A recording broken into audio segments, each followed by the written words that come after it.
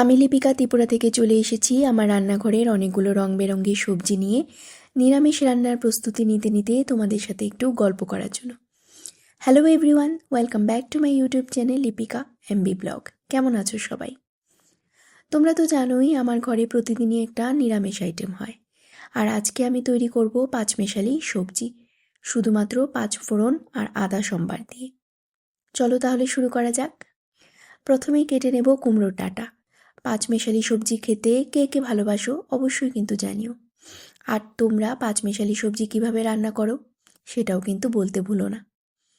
এই সবজিগুলোর এমনিতেই নিজস্ব একটা টেস্ট থাকে, তাই আমি অন্য কোনো ভারী মশলা দিয়ে সেই টেস্টটা একদমই নষ্ট করতে চাইনি। তাই দিয়েছি শুধু পাঁচ ফোড়ন, আদা আর একটা গোটা শুকনো লঙ্কা। সবজি কাটতে কাটতে অনেকটা সময় লেগে গেল। তার মধ্যে যেটা সবচেয়ে বেশি সময় নিল সেটা হচ্ছে কুমড়োর ডাঁটা।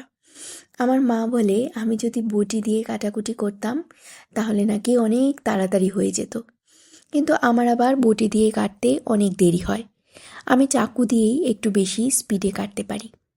আসলে সব কিছুই অভ্যেসের ওপর নির্ভর করে, যে যেটা দিয়ে অভ্যেস করেছে সে সেটাতেই স্পিডে কাজ করতে পারে। ঠিক বলেছি কিনা তোমরাই বলো কিন্তু। একে একে কেটে নিলাম কুমড়োর ডাঁটা, কুমড়ো, টমেটো, শিম, আর সবার শেষে কাটবো আলুগুলো। সব কিছু খুব সুন্দর করে কেটে নেব। আজকের এই পাঁচমেশালি সবজিতে আমি দিয়েছি কুমড়োর ডাঁটা, কুমড়ো, টমেটো, আলু আর শিম। তোমরা আবার কি কি সবজি অ্যাড করো জানাবে কিন্তু, কমেন্ট করে জানিও।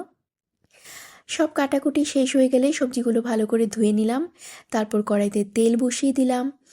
তেলে প্রথমেই দিলাম পাঁচ ফোড়ন, তারপর দিলাম একটা গোটা শুকনো লঙ্কা। এই যে ফোড়নটা হয়ে যেতেই দিয়ে দিলাম সব কাটা সবজি।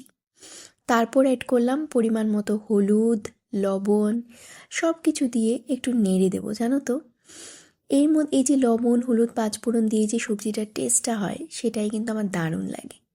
ও, এর মাঝেই কিন্তু আদা কুচি দিয়েও দিয়েছিলাম, যদিও সেটা ভিডিওতে আর দেখানো হয়নি। এইসব ছোটো ছোটো কাজ করতে করতে মাঝে মাঝে একটা কথাই মনে হয়, আমরা যারা ঘরের কাজ করি তাদের দিনটা কত কাজের মধ্যেই কেটে যায়। তাই আমার মনে হয় যদি সম্ভব হয় তাহলে প্রত্যেকটা নারীরই নিজের জন্য কিছু করা খুব জরুরি। নিজের একটা ছোট্ট ইনকাম থাকলেও আত্মবিশ্বাস অনেক বেড়ে যায়। ঢাকা খুলে দেখি, এই যে এখন হয়ে গেছে, ঢাকনাটা দিয়েই দেব। ঢাকনাটা দিতে দিতে এটা সেদ্ধ হতে থাক। এরই মধ্যে ভাবলাম মাছ ভাজার জন্য আলুগুলো কেটে রাখি, কারণ আমার মেয়েরা তো মাছ ভাজা খুব ভালোবাসে খেতে এরকম আলু দিয়ে। যেদিন বাড়িতে কাতলা মাছের বড় বড় টুকরো আসে সেদিন আমি এভাবেই ঝিরিঝিরি আলু দিয়ে মাছ ভাজা করি। এই আলুগুলো কিন্তু সবসময় ঝিরিঝিরি করেই কাটতে হয়, তাহলেই ভাজাটা সবচেয়ে ভালো হয়। আলু কাটতে কাটতে আমার পাঁচমেশালি সবজিটাও একদম রেডি হয়ে গেল। তাই আমি নামিয়ে নিলাম আমার সবজিটা। দেখতে কেমন হয়েছে জানাবে কিন্তু, কমেন্ট করে অবশ্যই জানাবে। তারপর মাছ ভাজাগুলো ভাজার জন্য কড়াইতে বসিয়ে দিলাম। মাছগুলো ভাজা হয়ে গেলে উপর দিয়ে দিয়ে দেবো ঝিরিঝিরি করে কাটা আলুগুলো। তারপর দিয়ে দেবো অল্প একটু লবণ আর হলুদ, হালকা করে একটা ঢাকা দিয়ে দেবো। এটা হতে থাকবে। এরই মধ্যে আমি বাসনপত্র গুছিয়ে রান্নাঘর পরিষ্কার করেও নিলাম। আসলে একটা কথা সত্যি, ঘরের কাজের তো শেষ নেই, কিন্তু তারপরও যদি আমরা নিজের জন্য একটু সময় বের করে কিছু করতে পারি তাহলে মনে হয় নিজের একটা আলাদা পরিচয় তৈরি হয়। তারপর স্নান করে পুজো দেওয়ার জন্য চলে গেলাম, কারণ আজ তো বৃহস্পতিবার, আর প্রতি বৃহস্পতিবারের মতো আজকেও আমি মা লক্ষ্মীর ঘট বসিয়েছি। আজকে আমি ছাদে গিয়ে আম পাতা আনিনি, কারণ গাছে এখন মুকুল ভরে আছে। তাই আমি আগে থেকে যে পেতলের আম্রপল্লবটা কিনেছিলাম সেটাই ব্যবহার করলাম, আর দিলাম পেতলের দুব্বো। তারপর আরতি করে খুব সুন্দর করে পূজা সম্পন্ন করলাম। আজকের ভিডিওটা আর বেশি বড় করব না। ভিডিওটা যদি ভালো লেগে থাকে তাহলে অবশ্যই লাইক দিও, শেয়ার করে দিও। আর এরকম ছোট ছোট ডেইলি ব্লগ দেখতে চাইলে আমার চ্যানেল লিপিকা এমবি ব্লগকে সাবস্ক্রাইব করে পাশে থেকো। ভালো থেকো সবাই, বাই বাই।